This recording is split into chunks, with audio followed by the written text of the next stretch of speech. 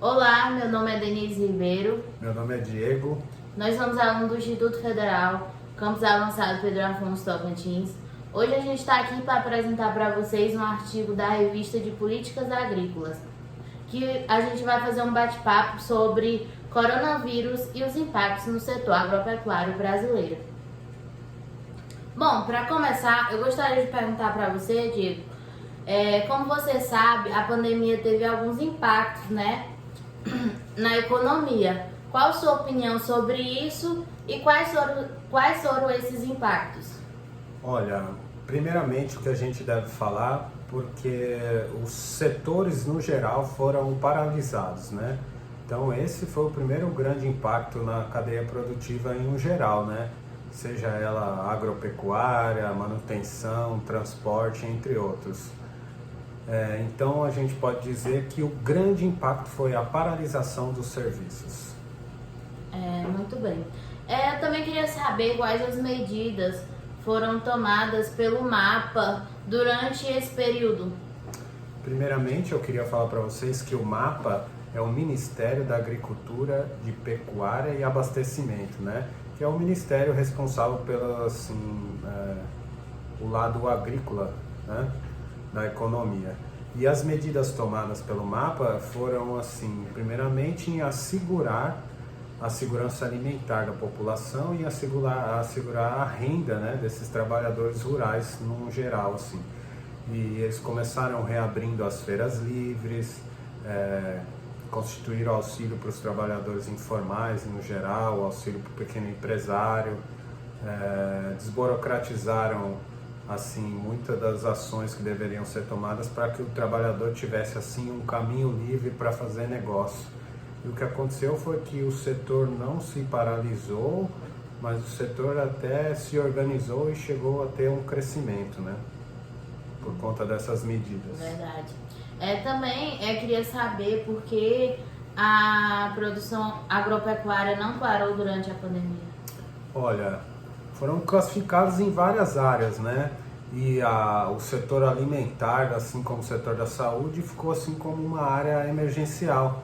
E o nosso mercado não só não parou, como conseguiu aí também durante a crise da pandemia, o lockdown, conseguiu manter a segurança alimentar não só do nosso país, como também conseguiu exportar muita coisa, havendo até um crescimento aí na produção. Segundo a Conab, foram 251 mil toneladas a produção de soja nesse último ano de 2020. Foi. Então, não só na crise, mas também no pós-crise, foi muito importante. Bem relembrado, né, essas suas palavras. E também quais foram as medidas econômicas que foram utilizadas, né, para minimizar as dificuldades no setor agropecuário naquele período de pandemia? A gente não pode falar em medidas econômicas sem não citar aí o nosso tripé macroeconômico, né? O que é esse tripé macroeconômico? Na verdade, é ele que dita para que lado a economia vai, né? E no nosso setor agro, a gente pode dizer que tem extrema importância. E o tripé macroeconômico é o que? É o câmbio flutuante. Como que funciona o câmbio flutuante? Ele é ditado pela oferta e procura, né? Oferta e demanda dos produtos. Então ele não é fixado, não é um câmbio parado. O equilíbrio das contas públicas, que é muito importante, mas de certa maneira nós estamos assim passando por períodos onde não se é mais respeitado o teto de gastos, e esse é um fator também que contribui muito para a inflação, né? E a outra são a taxa de juros, né? Porque aí o governo aumenta a taxa de juros, o consumo diminui um pouco e eles usam isso como um controle de inflação, né? Na verdade, se tem muita produção, muita oferta, então acaba diminuindo o preço das coisas, né? E as medidas econômicas tomadas foram o quê?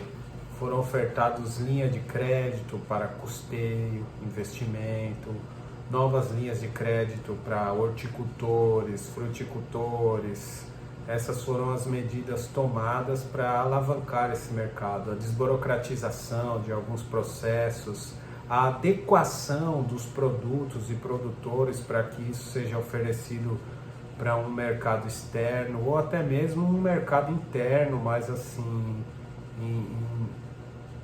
mais organizado, né? Fez com que o setor não parasse, né?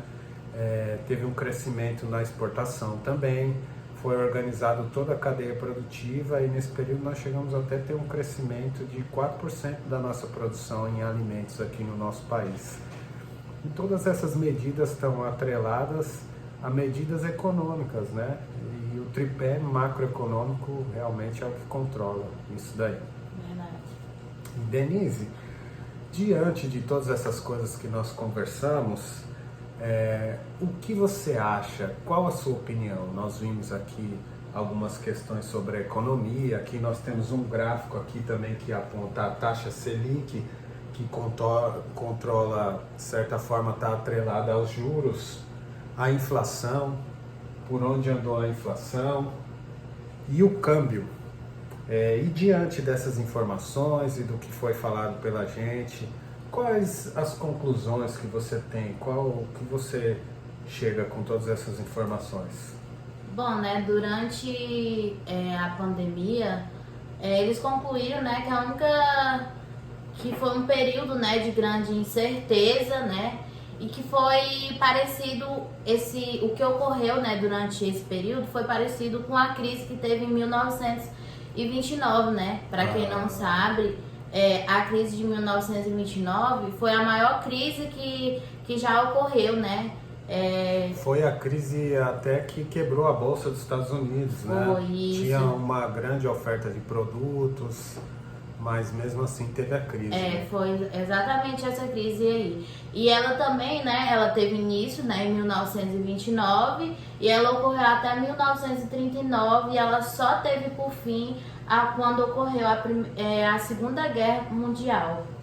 Foi quando acabou ela, né? Foi. Mas diante dessas informações, talvez a gente tenha aí vislumbre um período que a gente não consegue saber em certo o que vai acontecer, mas devemos acreditar, né? Porque eu acredito que o setor do agronegócio, da agroindústria e a produção alimentar tem como oferecer não muita coisa assim como só ofereceu na situação de emergência, mas também no pós-pandemia, na reconstrução da nossa economia, né? Foi. E isso foi, né, um período de grande aprendizagem. A gente já está em 2023, né? Já ocorreu muita coisa, houve muitas mortes, né, durante esse período. Exatamente. Por causa da pandemia, infelizmente. Mas é um tema bem interessante que a gente pode estar aqui falando sobre ele durante horas.